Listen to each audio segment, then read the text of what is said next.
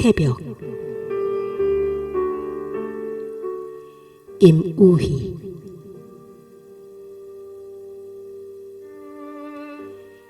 커튼을 연다. 새벽이 닦아놓은 아침 햇살이 나를 부른다. 창 너머로 들의 핀 코스모스가 손짓을 한다. 이슬이 촉촉하고 은은하게 반짝인다. 햇살과 이슬이 만들어낸 자주색과 노란색 코스모스를 나는 특히 좋아한다.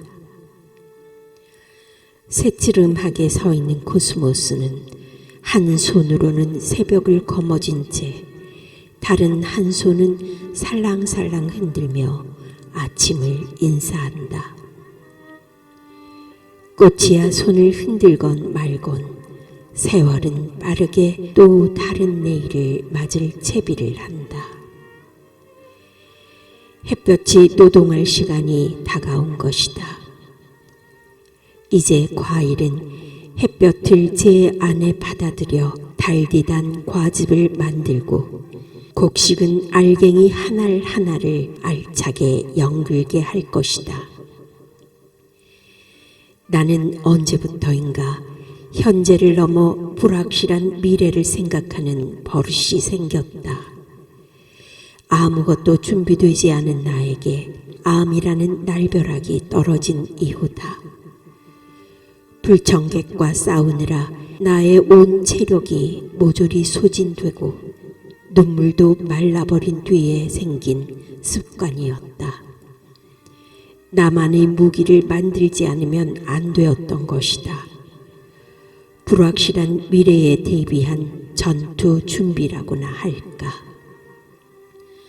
혹 다시 정상인으로 일어설 때를 대비해서 지금 당장 할 수 있는 일을 찾아야만 했다. 암병동에 누워 있어야 했을 때는 얼굴 관리를 시작했다. 사람에게는 얼굴이 걸어다니는 광고판이다. 어느 정도라도 활동할 수 있다면 맑고 생생하게 깨어 있어야 한다. 나는 하루도 거르지 않고 피부 관리에 신경을 썼다. 주위에서 어떻게 생각하든 개의치 않았다. 혹자는 암 환자의 자기 관리에 대해 의아하게 생각할 수도 있었다. 그러나 나는 상관하지 않았다. 나의 얼굴은 온전히 나의 책임이었다. 조금이라도 남아있는 나의 장점을 끄집어내려 애썼다. 웃는 얼굴을 만들자. 꽃을 많이 보면 웃게 될까. 꽃꽂이를 배우기 시작했다. 꽃은 내 안에 숨어있던 또 다른 향과 다른 감각을 일깨워주는 듯했다. 컴퓨터는 세상과의 소통과 더불어 상상하지도 못했던 또 다른 세계로 나를 인도했다. 인문학의 세계였다. 관심을 가져보니 생각했던 것보다 훨씬 흥미롭고 폭넓은 분야였다. 인문학적 소양이 삶을 윤택하게 해주는 윤활유 역할을 해주는 것을 그때까지 나는 모르고 있었던 것이다. 나는 왜 그동안 이 아름다운 것들을 외면하고 살았던가. 어린 시절과 가족들이 소중하게 떠올랐다. 또 다른 내가 보이기 시작하는 것이었다. 중학생 때부터 새벽 일찍 일어나 열차를 타고 읍내로 통학을 했다. 요즘과 달리 열차가 예정 시간보다 일찍 오기도 하고 늦게 나타나기도 하던 시절이었다. 우리들은 기차를 놓칠세라 열차가 오는 방향을 향해 위험한 철도길로 다녔다. 부산으로 가는 화물차가 지나가고 나면 우리가 탈 기차가 온다. 열차가 내뿜는 시베리아 바람보다 더 강한 바람을 피하기 위해 우리는 감옥같이 높은 철뚝 벼랑에 납작 엎드려서 기차가 지나가기를 기다렸다. 비라도 내린 후면 온몸이 미끄러운 풀숲에 사정없이 내동댕이 쳐져서 도랑으로 우르르 딸려 들어갈 뻔했던 적도 있었다. 졸업하는 선배들에게 얻은 귀한 사지 검은 교복 치마가 흙과 풀물로 범벅이 되곤 했다. 생각해보면 너무나 소중한 기억이라 저절로 미소가 나오는 추억이다.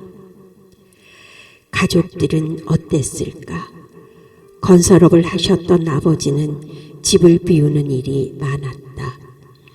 우리는 외가와 가까이 살았다. 교회 종소리가 알람시계 노릇을 했다. 종이 울리면 엄마는 새벽 일찍 일어나 학교 가는 나를 위해 냄비밥을 했다. 지금도 쌀밥이 익어가는 냄새는 추억 속의 엄마가 된다. 양념장만 있어도 꿀맛 같았던 엄마의 냄비밥. 이제는 그 맛도 먼 나라로 길 떠난 지 오래다. 어둑어둑한 새벽을 헤치고 대문을 나서는 어린 나를 외삼촌이 동행했다. 아버지를 대신해서 보호자 역할을 자청한 것이었다. 별 보고 집을 나서 달 보며 귀가하는 나를 위해 외삼촌은 한결같이 동구 밖에 서 계셨다. 지금 그때의 그 일들을 얘기하면 외삼촌은 빙그레 웃으며 쬐끔한 게 새벽길을 잘도 다녔느니라 하신다. 앞으로 나의 새벽은 얼마나 남았을까? 그 독한 암을 이겨내고 50줄을 훌쩍 넘긴 얼마 전 삼국 유사기를 그 옛날에 탔던 무궁화 완행 열차를 타고 문우들과 함께 간 적이 있었다. 대구를 출발하여 영주까지 갔다가 되돌아오는 기차에서 시작해서 기차로 끝이 났다. 나에겐 특별한 날이었다. 내 부모님이 잠들어 계신 곳을 멀리서 보았다. 매일 아침 전화 한 통화에도 보약 한제라고 하시던 아버지의 목소리가 그리움이 되어 객실 가득 녹아있는 듯했다.